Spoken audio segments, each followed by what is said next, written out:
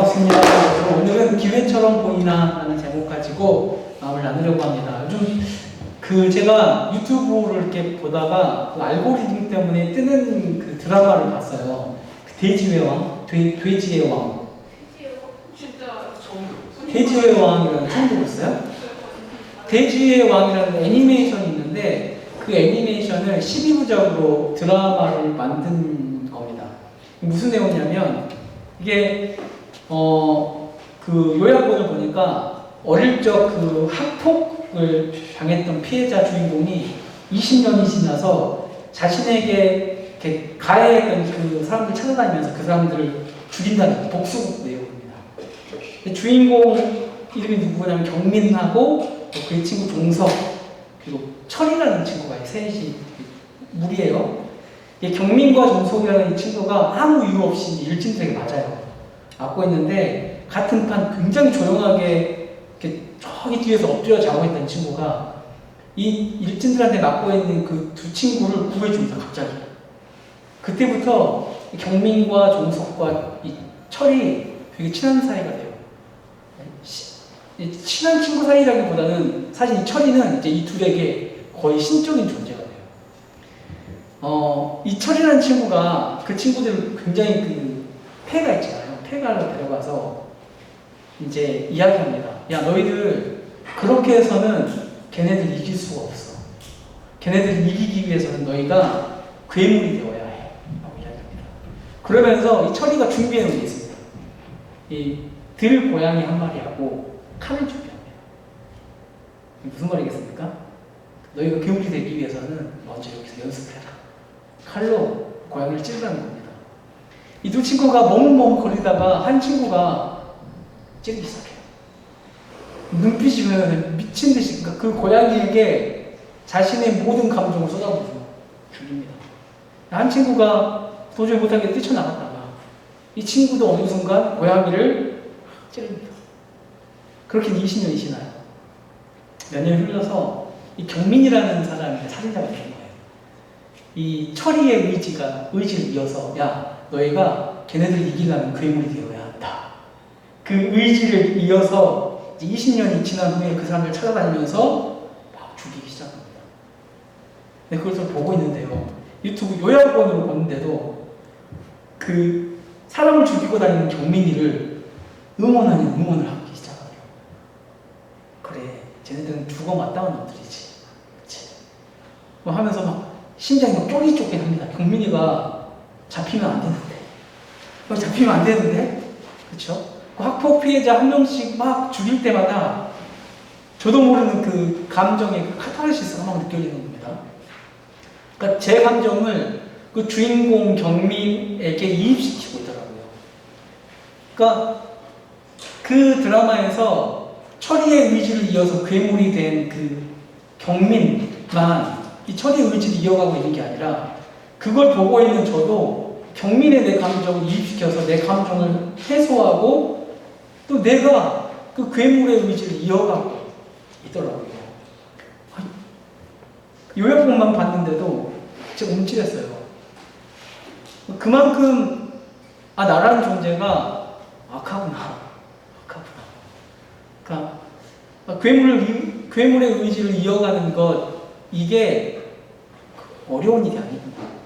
그냥 내 감정을 해소시켜 주기만 하면 나는 무엇이든 이어갈 수 있는 사람이구나라는 게 느껴졌습니다. 여러분들도 한번 요약본이라도 봐보십시오. 즐기기 위해서 보는 게 아니라 내가 이걸 보면서 내 감정이 어떻게 요동치는지 봐보는 것도 좋은 공부가 될 것 같습니다. 여러분 24장을 보면 사울과 다윗이 등장하지요. 사울이 24장을 보면 자신을 살려줬잖아요. 다윗이 그를 향해서 용서를 구합니다. 내가 다시는 너에게 죄를 짓지 않을게. 그리고 내가 너를 쫓아다니지 않을 거야까지 약속했습니다. 굉장히 진심 어린 약속을 했거든요. 근데 여러분 오늘 26장을 보면 사울과 다윗이 만나거든요. 근데 어떤 장면이냐면 사울이 다윗을 잡기 위해서 죽이기 위해서 3,000명의 군대를 대동해 있는 상황입니다. 그러니까 24장에서 다윗이 살려줬을 때 그가 했던 말은 진심이었지만 사과를 했지만 그는 회개하지 않았던 거예요. 여러분 사울 그가 다윗에게 사과의 말을 건넸던 그 말이 진짜가 되기 위해서는 뭘 해야 되냐면 몸부림쳐야 돼요. 그러니까 그냥 내가 너에게 잘못했어, 내가 다시 안 죽일게, 이 말로만 끝나는 것이 아니라 그가 하나님 앞에 나아가야 돼요. 여러분 우리의 회개나 화해가 또 사과가 어릴 적 선생님이 싸운 애들 둘이 나와. 자, 형주하고 저기 용주 나와. 자, 손 잡아. 자, 서로한테 미안해. 미안해. 하잖아요. 미안해. 그럼 이렇게 끝나버리는 게 화해나 사과나 어떤 용서의 어떤 본질적인 것을 사실 다루지 못하잖아요. 사실 어쩌면 그것을 가르치기 위한 한 방편이긴 하지만 그것이 본질적으로 이들의 관계를 회복시키지는 사실 못합니다. 그런데 우리가 그런 식의 회개를 합니다. 그렇죠? 미안하다 하고 돌아서요. 사과의 말을 건넸지만 내 안에 이 사람을 향한 진짜 회개의 감정, 그러니까 회개의 자리에 나아가지 않아요. 지금 사울이 그렇습니다. 그가 순간의 말과 감정으로 다윗에게 사과를 했지만 그는 회개한 게 아닙니다. 26장만 봐도 그의 왕권을 지키기 위해서 여러분 그가 다윗을 죽이러 다시 나옵니다. 하나님 앞에 그의 마음을 엎드리지 않으니까 다시 다윗을 죽이기 위해서 나와요. 분명히 하나님께서 자신을 버린 것을 알고 있고 다음 왕이 다윗이 될 것을 알고 있음에도 불구하고 그가 그 하나님의 뜻을 전혀 상관없이 다윗을 죽이러 오는 겁니다. 여러분 그 시간이 없었던 사울은 다시 죄의 자리에 서게 돼요. 그리고 우리도 마찬가지입니다.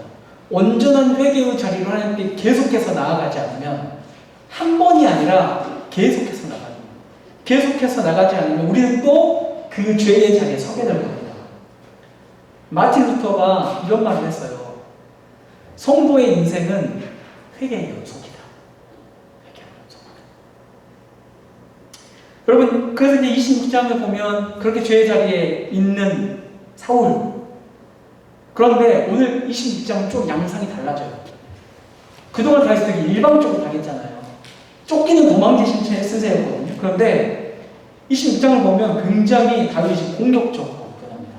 그러니까 3,000명을 이끌고 다윗을 죽이러 온 사울의 진영으로 여러분 아비새와 함께 단 둘이서 그 진영을 파고 들어갑니다. 그렇죠?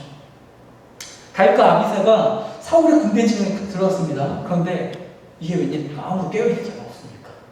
없습니다. 아마도 3,000명의 군대를 거느렸기 때문에 일단 마음이 좀 느슨해졌을 수도 있겠습니다.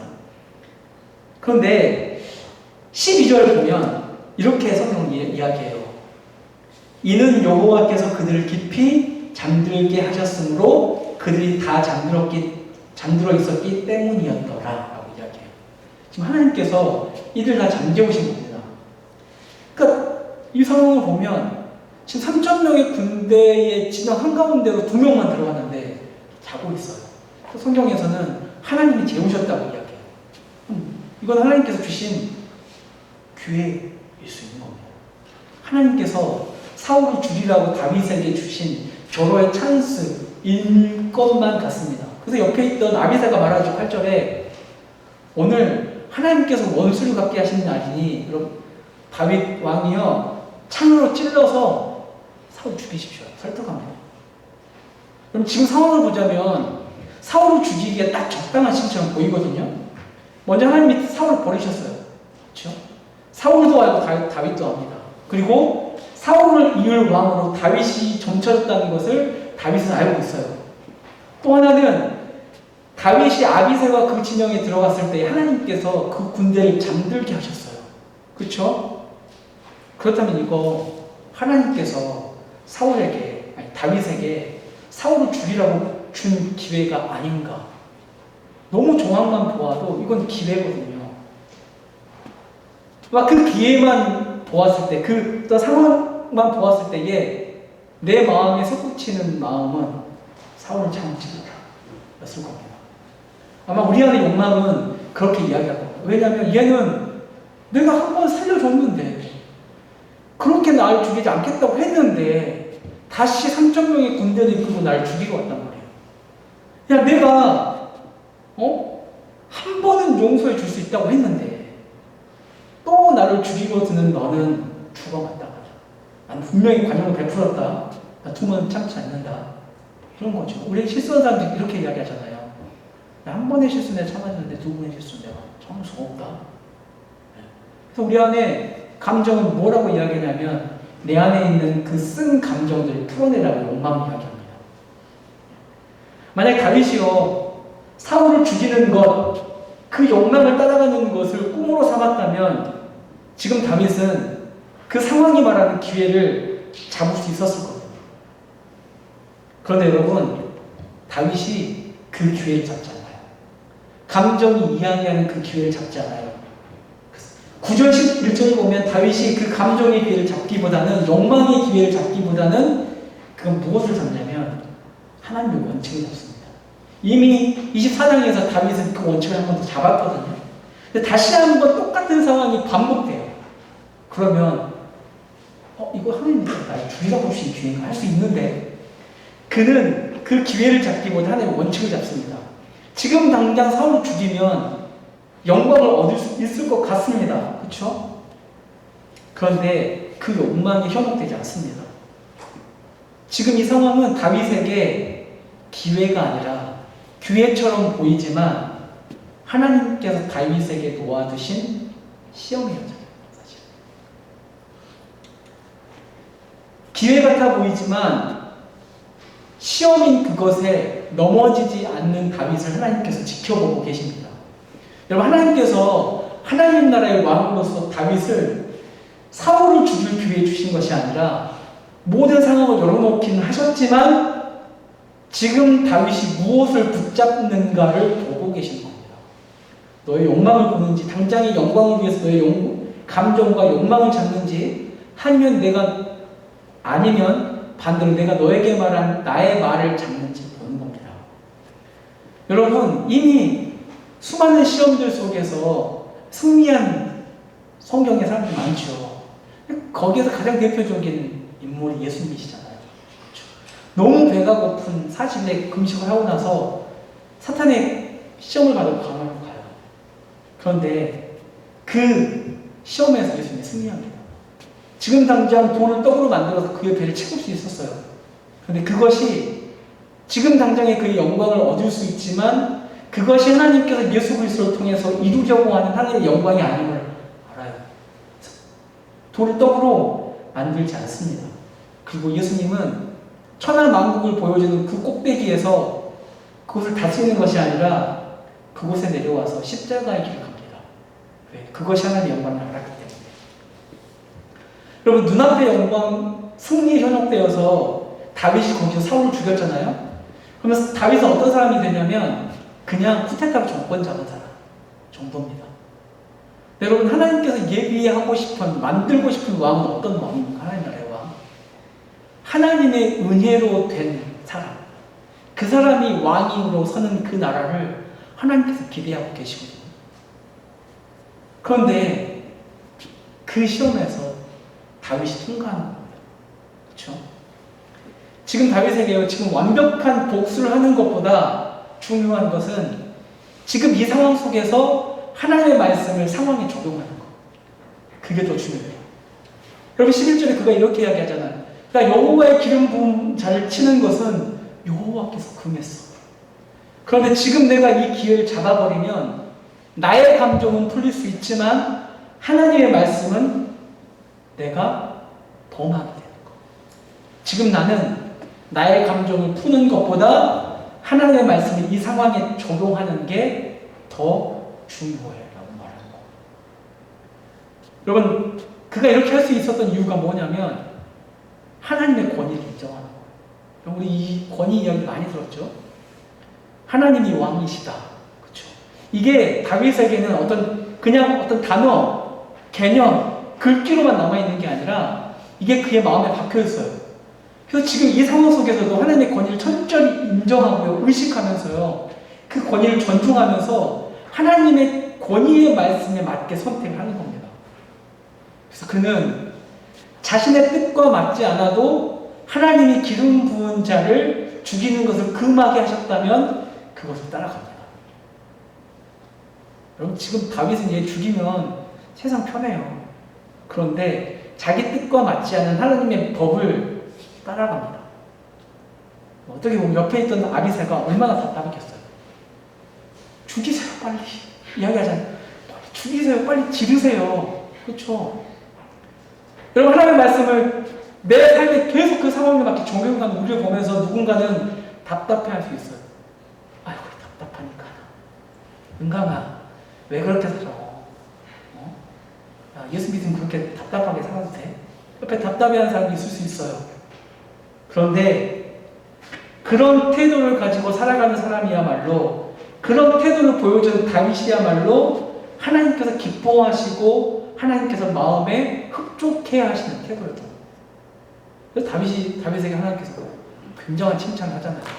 야, 네가 내 마음에 흡족하다. 야, 너가 내 마음에 합하다. 너 내 마음에 들었다. 여러분, 다윗이 그렇게 하는 이유가 뭡니까? 하나님의 뜻이 자기의 뜻과 맞아서입니까? 아니에요. 그렇죠?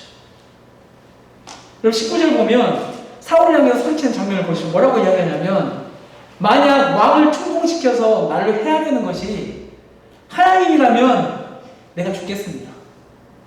죽겠습니다. 하나님의 뜻이 나를 죽이는 거라면 나는 그 죽음에 내몰리겠습니다라는 이야기예요. 그러니까 여러분, 다윗이 하나님의 뜻을 따라가는 이유가 내 뜻과 똑같아서 따라가는 게 아니에요. 그렇죠? 하나님의 권위를 인정하고 그분이 자신의 권위 위에 있다는 걸 알기 때문에 그 말씀을 따라가는 거. 그것은, 다윗은 무엇이 제일 중요하냐면 하나님의 뜻이 이루어지는 게 제일 중요합니다. 지금 내 감정을 푸는 것보다 하나님의 뜻을 이루는 게 제일 중요합니다. 여러분, 신앙의 본질적인 게 이거예요. 하나님 주권을 인정하고 믿는 것. 근데 그게 말로만 막 두리뭉실하게 떠다니는 게 아니라 모든 상황에서 그 말을, 그 권위를 적용하는 겁니다. 내 뜻대로 되게 하기 위해서가 아니라 그의 뜻을 이루기 위해서. 근데 우리가 그걸 잘 못해요. 그렇죠? 하나님 말씀하는데, 말씀을 읽었는데 지금 내 상황과 너무 다른 말씀을 하셔요. 그러면 우리 이렇게 하죠. 하나님, 저에게 왜 이러십니까? 하나님, 이렇게 말씀하셨습니다. 그런데 하죠. 아니, 어째서 하나님께서 지금 성경 말씀으로 마침표를 꽝 찍으셨거든요. 영규가 원수 같아도 사랑해. 마침표 꽝 찍으셨어요. 네? 마침표를 찍었다고. 도장을 찍는 게 아니라. 마침표 꽝 찍으셨어요. 근데 우리가 거기에다가 마침표 이 점 위에다가 물음표를 그리기 시작해요. 왜요? 왜요? 여러분, 우리가 자꾸 하나님의 말씀에 물음표를 붙이는 이유가 뭡니까? 먼저 하나님의 권위를 인정하지 않는 것. 그리고 또 하나, 나를 부인하지 않아요. 자기 부인을 하지 않아요. 내 안에 있는 감정들, 의지들, 계획들을 부인하기 싫어합니다. 그래서 우리는 여러분, 자기 부인이 없는 시대를 살아가요. 알지 못하는 시대를 살아가고 있어요. 여러분, 자기 부인이라는 말은 많이 들었을 거예요. 말의 뜻을 모르는 게 아니에요. 그런데 자기 부인을 해본 적도 없고 경험한 적도 없기 때문에 자기 부인이 없는 시대를 살아갑니다.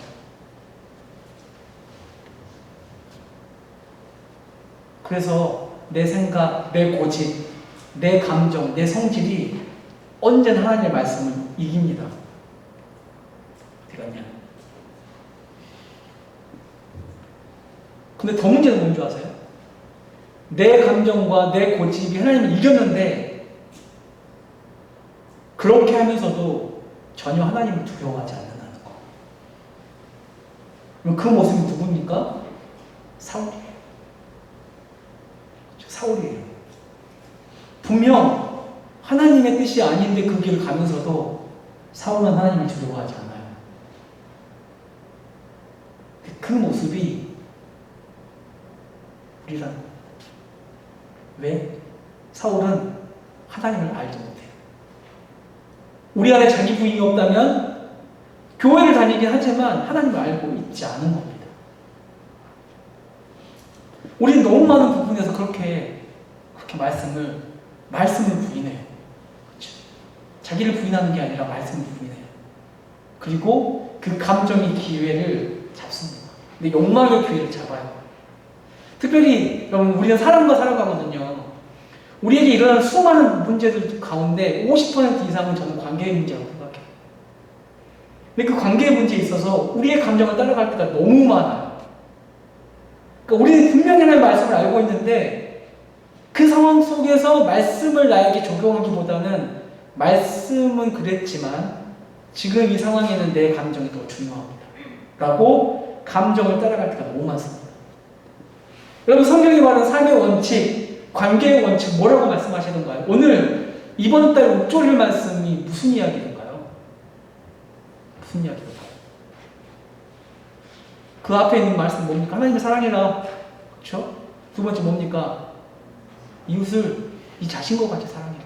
이게 율법이고 강력한 명령이야 라고 이야기해요. 그런데 그 말씀을 묵조리고 외우고 어디에 있는지 마태복음에 있는지도 다 알아요. 그런데 정작 상황이 발생하면 그 말씀을 적용하지 않아요. 여러분들이 말씀보다 더 여러분들의 관계의 문제에 적용하는 게 뭐냐면 SNS에 떠돌아다니는 관계에 대한 법칙들. 요즘엔 막 인스타 보니까 그런 거 진짜 많이 나오더라고요. 그냥 그 글을 읽는 것만도 속이 막 시원해져. 맞다, 이렇게 해야지. 네. 근데 여러분, 그것들이 여러분의 마음을 시원케 하지만 결코 그것들이 성경적인 원리가 아니라는 겁니다. 우리가 적용해야 할 것은 내 마음을, 내 감정을 시원하게 하는 어떤 그것이 아니라 하나의 말씀, 권위의 말씀을 따라가는 것. 여러분, 성경은 나의 감정, 또 내 눈앞에 보이는 그 싸워야 할 원수 같은 놈을 어떻게 조져야 되지? 이걸 생각하라는 게 아니라 성경은 그런 감정보다 말씀을 따라가는 자가 되라고 합니다. 여러분, 실망스러운 관계 앞에서 우리는 무엇을 따라가던가요? 얘가 나를 실망스럽게 하면 우리는 어떤 기회를 잡냐면, 그래, 이놈하고는 지금 관계를 끊을 때다. 지금 이 기회다. 끊자! 아씨, 그래, 내가 여기에 굳이 힘을 쏟을 필요가 있어. 확 그 기회를 잡아요. 관계를 끊고 사랑하지 않는 게 편하니까. 그게 내 마음을 시원하게 하니까. 그 상황에서 우리는 뭘 해야 되냐? 그렇죠? 지금 이 상황에서 하나님의 법은 무엇을 이야기하고 있는가? 살펴하는 거죠. 이게 기회인가? 시험인가? 그렇죠? 내가 이 기회를 잡는 것이 하나님의 뜻에 맞나? 혹은 이 기회를 잡지 않고 놔두는 것이 하나님의 뜻에 맞나? 여러분, 여기서 또 한 가지 더 잊지 말아야 할 것은 우리에게 일어나는 많은 상황들의 뒤편에 영적 전쟁이 일어나고 있다는 거예요. 우리는 사람과 사람의 싸움이 아니에요. 제가 형주하고 막 피터지게 싸웠어요. 싸웠단 말이에요. 형주 막 굉장히 잘했는데 목사 따위가 건든다고 나를 때렸단 말이에요. 근데 여러분, 우리 안에 이런 수많은 어떤 문제들 뒤편에는 항상 영적인 것들이 연결되어 있다는 거. 그렇죠? 어떤 겁니까? 그 문제를 통하여서 우리를 뒤흔들려고 하는 원수 마귀가 버티고 서 있다는 겁니다. 이 문제와 상황과 관계 속에서 감정을 잡게 하고 욕망을 잡게 하고 그 미끼를 던지는 게 사탄 마귀라고 해요. 그걸 보라는 거예요. 야, 우리의 싸움은 사람의 싸움이 아니야 라고 말하잖아요, 성경에. 그렇죠? 육적인 싸움이 아니야 라고 이야기해요. 싸움의 대상이 사람이 아니기 때문에 여러분, 그 사람을 죽이라는 우리의 감정을 따를 필요가 없는 겁니다. 여러분, 기회가요, 다 기회가 아닙니다. 기회가 다 하나님의 뜻은 아닙니다. 오늘 본문도 하나님께서 모든 기회를 다 열어놓으셨거든요. 그런데 사울을 죽이는 것이 하나님의 뜻은 아니었습니다. 여러분, 기회가 생겼을 때에 그것을 하나님의 뜻이라고 자기 멋대로 속단하지 마시고요. 여러분, 지금 내가 알고 있는 말씀에 이 상황을 적용했을 때 이게 나에게 기회가 맞나? 판단하십시오.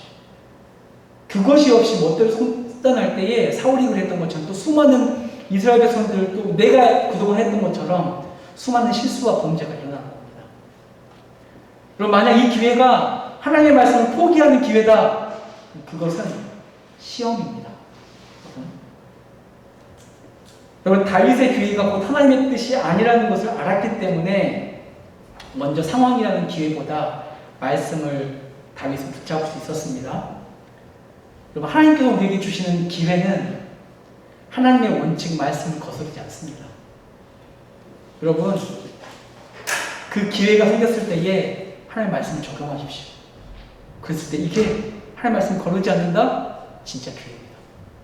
이게 말씀을 거스른다? 시험입니다. 이번 한 주 여러분들에게 수많은 기회가 있을 수도 있고 시험이 있을 수도 있습니다. 그것을 판단하는 것은 먼저 내 왕이 누군지, 권위자가 누군지, 그리고 그분의 말씀을 적용했을 때에 이 기회처럼 보이는 것이 말씀을 거스르는지 거스르지 않는지 살피십시오. 그러면 그것이 기회인지 시험인지 잘 분별하게 된 여러분들이 될 것을 믿습니다. 기도하겠습니다.